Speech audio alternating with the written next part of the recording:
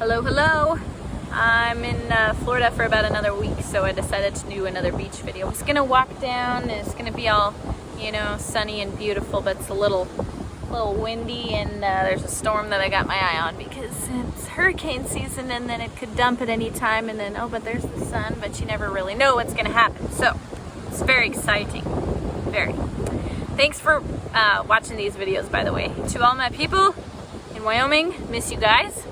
You know how you kind of have like your plan and then there's God's plan. I've mentioned in another video, it's like, how do you like my plan? He's like, how about we do mine? Because mine's better. Growing up in Canada, my plan was to stay in the country, get married, have kids, live on the farm. God was like, how about I put you in Wyoming and you get trained in a ministry? And it's been so good, far outweighs what you thought your life would look like after being there for a while. I had another my plan, and that was to stay in Wyoming. Obviously, I'm gonna stay there for the rest of my life and continue on with this church ministry.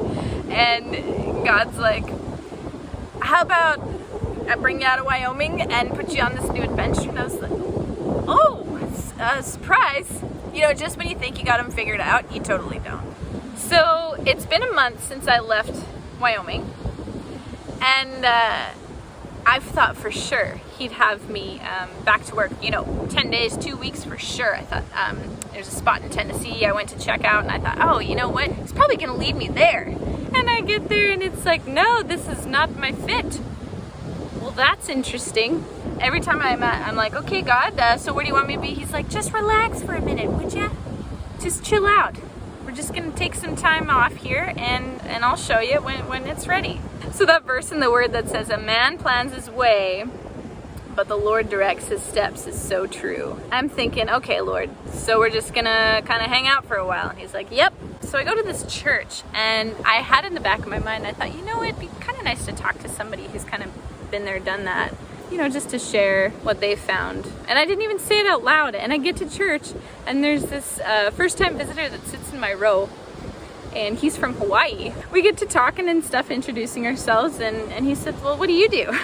I was like, well, I think I'm on sabbatical. He's like, oh, I've been on sabbatical. And I was like, oh, you have? Oh, good. So I got to chat with him a while, and he had a similar situation. He was in a church ministry and he had a 3-month break, and then he said while on sabbatical they went to Hawaii, and he said he just felt a drawing there. Well, who wouldn't? Hawaii is nice. Anyway, but he said he just felt drawn to that place and to that specific area.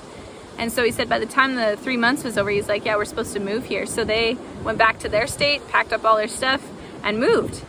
And he said, you'll find your next spot on your sabbatical. God will lead you. He said, just enjoy it. That was so cool.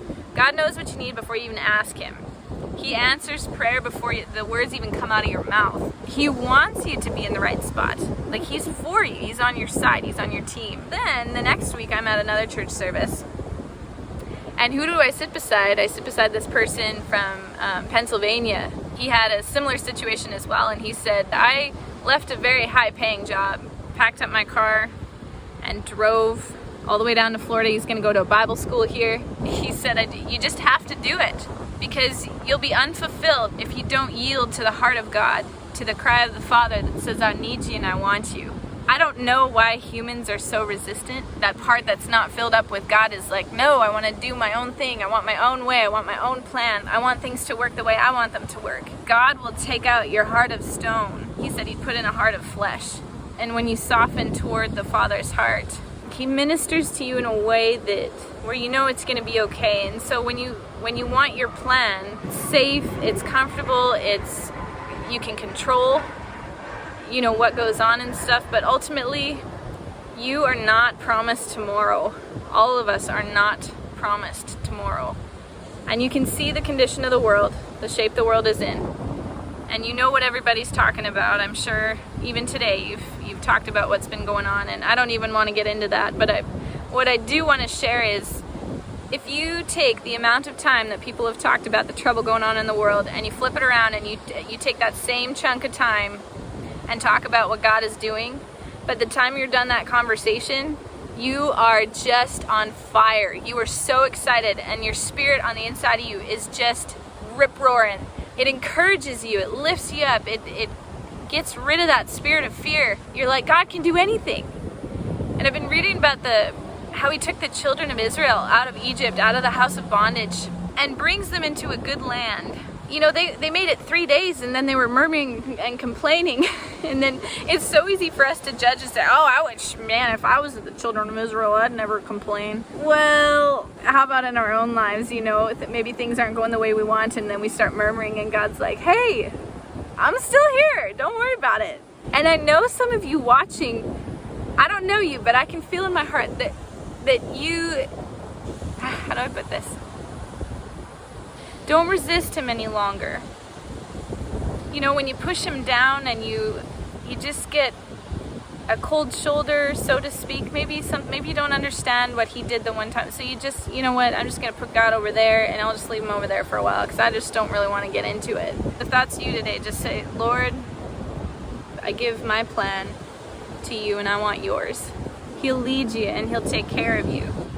We need to magnify what the Lord's doing. Write down some things in the past where you're like, oh yeah, that was God. If I wouldn't have been there, or if he wouldn't have brought me over here, or if I hadn't have talked to that person, where would I be? So lots of adventures ahead, I'm sure. God and I will be just, you know, traveling some states here, doing some things, and so I'll be in another location next week, but I'm gonna get out of this humidity and get into some AC.